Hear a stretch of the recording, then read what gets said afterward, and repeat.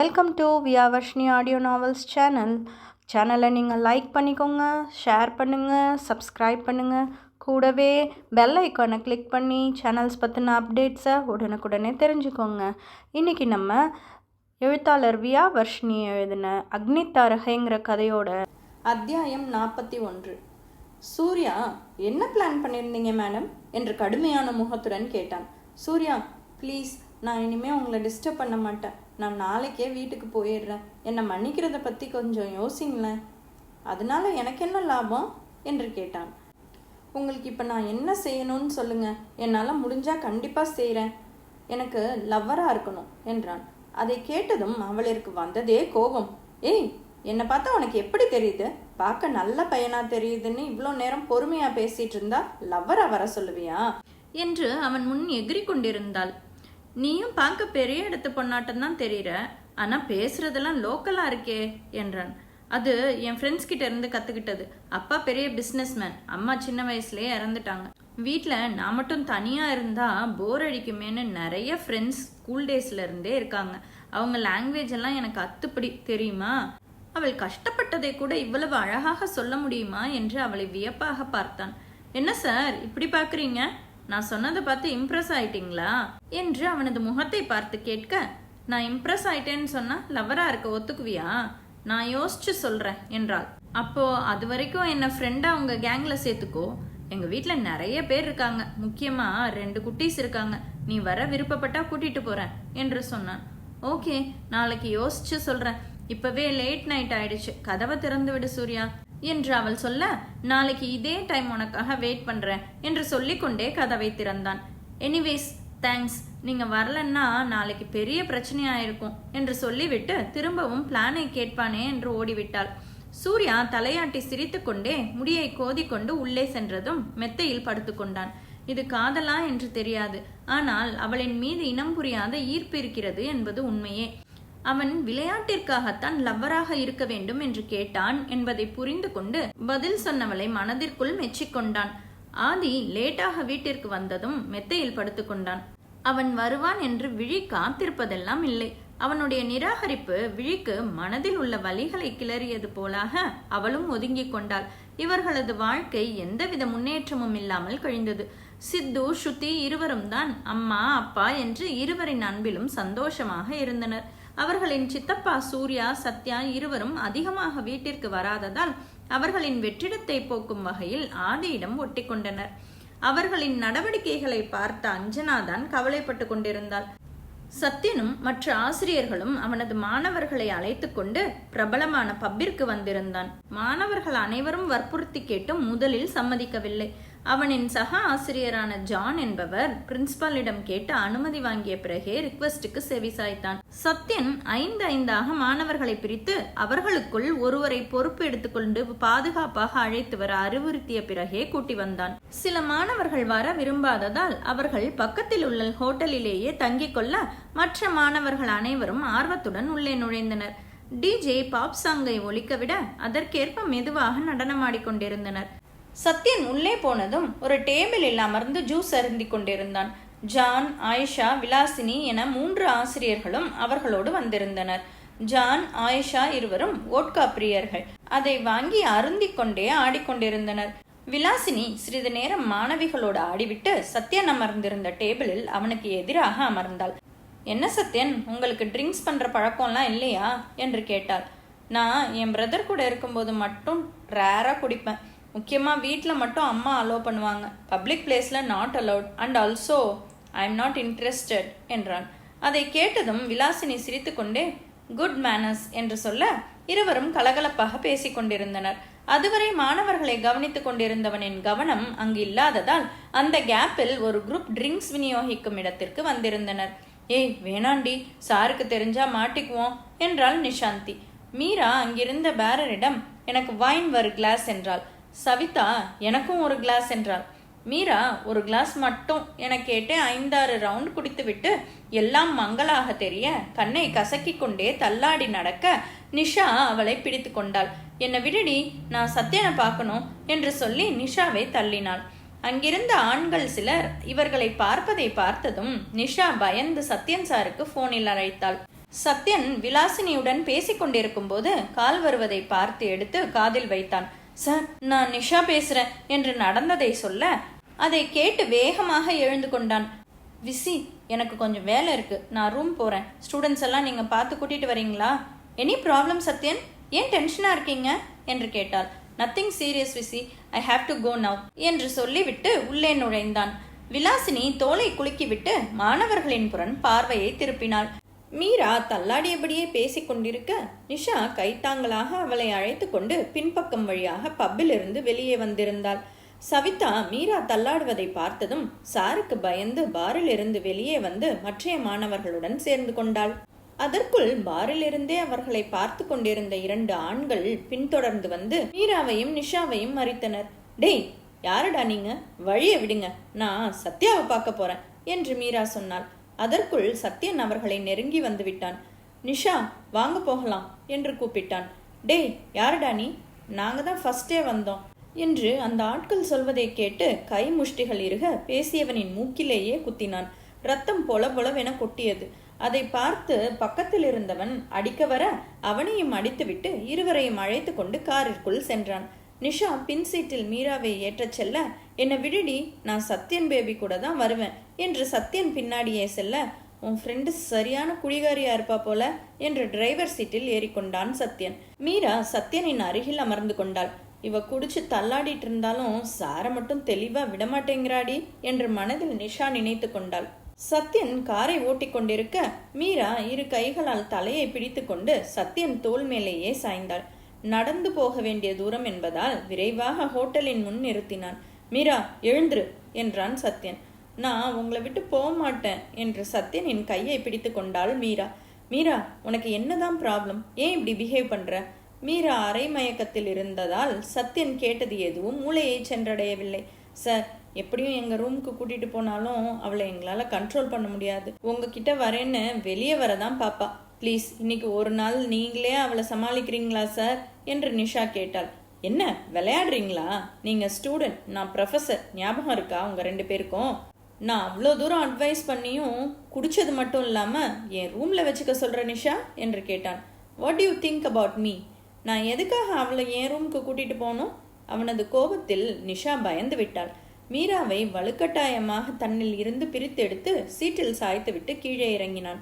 நிஷாவும் கீழே இறங்கி முன் சீட்டிற்கு வந்து மீராவை எழுப்பினாள். மீராவை இழுக்க, ஏய், என்னை விடுங்க, நான் சத்யன் கிட்ட போகணும் என்று நிஷாவை தள்ளிவிட்டாள். நிஷா 2 அடி பின்னால் நகர்ந்து விழாமல் நிலை நிறுத்தி கொண்டாள்.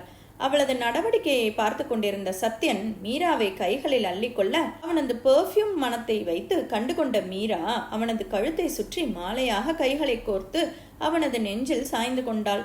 விரைவென தூக்கி கொண்டு நடக்க பின்னாலேயே நிஷா ஓடி வந்தாள்.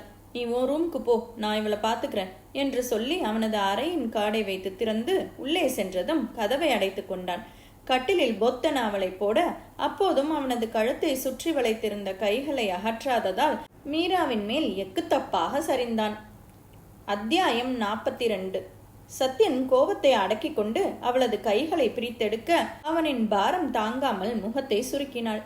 அதுவரை அவளது முகத்தை சரியாக கூட பார்க்காதவன் நெற்றி, கண், மூக்கு, உதடுகள் என பார்வை கீழிறங்க அவளது அல்ட்ரா மாடர்ன் இறுக்கமான ஸ்லீவ்லெஸ் டாப் முன்புறன் மிகவும் கீழிறங்கி பார்வைக்கு விருந்தாக வெண்ணிற வயிற்றுப்பகுதி பளிச்சென்று தெரிய அவளது வெற்றிடையில் பார்வையை பதித்து கீழிறங்க இறுக்கமான ஸ்கர்ட் முழங்காலுக்கு மேலாக இருந்தது. ஸ்டூடெண்ட் மாதிரியா ட்ரெஸ் பண்ணியிருக்கா என்று மனதில் திட்டிக்கொண்டே எழுந்தான். அவன் எழுந்த பிறகும் பார்வை அவளின் வெற்றிடை வழுவழுப்பான வாழைத்தண்டு கால்களிலேயே நிலைத்திருக்க தலையை உலுக்கி தன்னை சமன்படுத்தி கொண்டான். ச்சே, இவளை ஏன் இப்படி பார்க்கிறேன் என்று தன்னையே நொந்து கொண்டான். மீராவும் எழுந்து அமர்ந்து சத்யனை பார்க்க வாந்தி வருவதை போலிருக்க அவள் வாயில் கை வைப்பதை பார்த்து பாத்ரூம் அழைத்து சென்றான். உள்ளே போனதும் வயிற்றை பிரட்டி கொண்டு வாந்தி எடுக்க தலையின் இருபுறமும் கை வைத்து பிடித்து கொண்டான். வாந்தி எடுத்ததும் மயங்கி சரிந்தாள். வைன் அதிகமாக குடித்ததால் போதை தெளிய ஷவரை திறந்து விட்டான். முழுவதும் நனைந்த பிறகு வெளியே கூட்டி வந்தான். அவளது முடி ஃப்ரீ ஹேர் விட்டிருந்ததால் முகத்தின் ஈரத்தில் ஒட்டி இருக்க மொத்தமாக நனைந்திருந்ததால் வேறு வழி இல்லாமல் அலமாரியை திறந்து அவனது சட்டையை எடுத்து கொடுத்து மாற்றி வரச் சொன்னான். இப்போது கொஞ்சம் நிதானம் அடைந்திருந்ததால் சட்டையை எடுத்து மாற்றிவிட்டு வெளியே வந்தாள். அவள் போட்டிருந்த ட்ரெஸ்ஸுக்கு அது முழங்கால் வரை மறைத்திருப்பதை பார்த்து பரவாயில்லை என்று நினைத்துவிட்டு டவலை கொடுத்துவிட்டு சத்தியனும் ஈரமாகியதால் பாத்ரூம் சென்று சட்டையை கழற்றிவிட்டு ஷார்ட்ஸ் மாற்றிவிட்டு வந்து பார்க்க மீரா அப்படியே மெத்தையில் ஈரத்தலையுடன் படுத்திருந்தாள். மீரா, எழுந்து தலையை துவட்டிட்டு படு என்று எழுப்ப, எனக்கு தூக்கம் வருது சார் என்று சொன்னாள். சத்யன் அவளது அருகில் அமர்ந்து கொண்டு அவளை இழுத்து அமர வைக்க அவள் அவனது மார்பிலேயே சாய்ந்து கொண்டாள். அவளது முகத்தை நிமிர்த்து தலையை துவட்டிவிட்டு பக்கத்தில் உள்ள மேசையில் இருக்கும் சாக்லேட்டை எடுத்து கொடுத்தான். அதை சாப்பிட்ட பிறகே தெளிவாக அமர்ந்தாள். சத்யன் மேல் சட்டை இல்லாமல் இருப்பதை பார்த்த மீரா தலையை குனிந்து கொள்ள அவளது இதயம் தாறுமாறாக துடித்தது. சாக்லேட்டை வாயெல்லாம் ஒட்ட வைத்து சாப்பிட்டு முடிக்க அவளையே பார்த்து கொண்டிருந்த சத்யனிற்கும் இளமையின் ஹார்மோன் சுரப்பு அதிகமாக அவளிடமிருந்து விலக எண்ணி எழும் முன் மீரா சத்யனின் நெஞ்சில் சாய அமைதியாக உள்ளங்கையை இறுக்கமாக மூடி தன்னை கட்டுப்படுத்தி கொண்டான். மீரா ஒரு முடிவோடு இருப்பாள் போலும். அவனது பொறுமையை சோதிக்கவே அவனது முடியடர்ந்த திண்ணிய நெஞ்சில் உதடுகளை குவித்து முத்தம் வைத்தாள். அவளுடைய ஈர உதடுகளின் குளுமையை தாங்காத சத்யன் அவளது முகத்தை நிமிர்த்தி கண்களோடு கண்களை கலந்து, ஏண்டி இப்படி இம்சை பண்ற என்று கேட்டான். பிகாஸ் ஐ லவ் யூ என்று அவனது இடது மார்பில் கை வைத்து சொல்ல, அதுவரை அடக்கி வைத்திருந்த பொறுமை காற்றில் பறக்க அவளது பின்தலையை பற்றி இழுத்து இதழ்களை ஆவேசமாக சுவைக்க, முதலில் அதிர்ந்து விழிவிரிக்க அவனது இதழ்களின் சாகசத்தில் உயிர் கரைய சத்யனின் மற்றொரு கரமோ இடுப்பை இறுக பற்றி தன்னோடு இருக்க அவளது சாக்லேட் சுவையை தாண்டி உதட்டின் சுவையை அறிய முற்பட உணர்வுகள் தாங்காமல் அவனது மார்பில் கைகளை அலையவிட்டு பின்பு இறுக்கமாக கட்டிக்கொண்டாள். சத்யனிற்கு குடித்தது அவளா அல்லது நானா என்பதில் குழப்பம் வரும் அளவிற்கு அதன் சுவை போதை ஏற்றியது. இருவரும் தங்களை மறந்து வேறு உலகத்தில் இருக்க சத்யனின் போன் அடித்து அவர்களது தவத்தை கலைத்தது. பிரிய மனமே இல்லாமல் உதடுகளை பிரித்து போனை காதில் வைத்தான். விலாசினிதான் ஹோட்டலிற்கு அனைவரையும் அழைத்து வந்து விட்டோம் என்று சொல்ல ஓகே என்றதுடன் போனை வைத்து விட்டான். மீராவை பார்க்க குனிந்த தலையை நிமிர்த்தாமல் அமர்ந்திருந்தாள். சத்யன் தன் தலையை கோதி உணர்வுகளை அடக்க பாடுபட்டு வேறு வழி இல்லாமல் I need you badly Meera என்று கேட்டான். மீரா, லவ் இருக்கான்னு தெரியல, ஆனா உன்னை பார்த்தாலே நான் டிஸ்ட்ராக்ட் ஆவேன். இன்னைக்கு அந்த ட்ரெஸ்ல உன்னை பார்த்ததுலேருந்து என்னையவே கண்ட்ரோல் பண்ண முடியல என்று சொல்வதை கேட்டு சந்தோஷமாக அவனை கட்டிக்கொண்டாள். இன்னைக்கு ஒரு நாள் மட்டும் நம்ம காதலர்களா இருக்கலாம். இந்த ரிலேஷன்ஷிப் பிடிச்சிருந்தா மட்டும் நாம தொடரலாம். அதை கேட்ட மீரா கண்ணில் வழிந்த கண்ணீரை துடைத்துவிட்டு நான் எங்க ரூம் போறேன் என்றாள். ஓகே போ, என் சட்டையை நான் எடுத்துக்கிறேன் என்று கோபமாக அருகில் வர சட்டையை இறுக்கமாக பற்றி கொண்டாள். இவ்வளோ வருஷமா என்ன லவ் பண்றேன்னு சொன்னதெல்லாம் பொய்யா என்று கேட்டான். இனிமே நான் உங்க பின்னாடி வரமாட்டேன் என்று அவள் சொல்ல, இப்ப கொஞ்ச நேரத்துக்கு முன்னாடி வரைக்கும் இந்த கண்கள் அப்படியே என்னை முழுங்கிட்டு இருந்ததை நான் பார்த்தேனே என்று சொல்லிக்கொண்டே இரு கண்களிலும் முத்தம் வைத்தான். என்ன லவ் பண்ணலன்னு சொல்றீங்க, அப்புறம் ஏன் இப்படி செய்றீங்க? எப்படி செய்றேன் என சத்யன் கேட்டான். எனக்கு தலை வலிக்குது என்று தலையின் இருபுறமும் கை வைத்து கொண்டு பெட்டில் சாய்ந்து அமர்ந்தாள். அவளை பார்த்த சத்யா தைலத்தை எடுத்து வந்து அவளது நெற்றியில் தேய்த்து விட்டான். மீரா அவனை கண் சுமிட்டாமல் பார்த்து கொண்டிருக்க சத்யன் அவளிடம் என்னையே பார்த்து உனக்கு போர் அடிக்கலையா என்று கேட்டான். நீங்க என்னை தவிர வேற எந்த பொண்ணா இருந்தாலும் இப்படிதான் செஞ்சிருப்பீங்களா என்று கேட்டார். நான் ஏன் மற்றவங்களை என்னோட ரூமுக்கு கூட்டிட்டு வர போறேன் என்று சொல்ல மீராவுக்கு தன் காதுகளையே நம்ப முடியவில்லை. என்ன சொன்னீங்க, திரும்ப சொல்லுங்க என்றாள். ஏன் உனக்கு காது கேட்காதா? நீங்க புரிஞ்சுதான் பேசுறீங்களா? இப்போ உனக்கு என்ன தெரியணும் என்று கேட்டான். நான் உங்களுக்கு யாரு? என்னை லவ் பண்ணலன்னா என்னை எதுக்காக காப்பாத்தி கூட்டிட்டு வந்தீங்க? எந்த ஆண்மகனுக்கு தான் தன்னை உயிரா லவ் பண்ற பொண்ணை பிடிக்காம போகும் என்று கேட்டான். அப்படி அவனுக்கு பிடிக்கலன்னா ஏற்கனவே ஒரு பொண்ணு அவன் மனசுல இருக்கான்னு அர்த்தம் என்று சொன்னான்.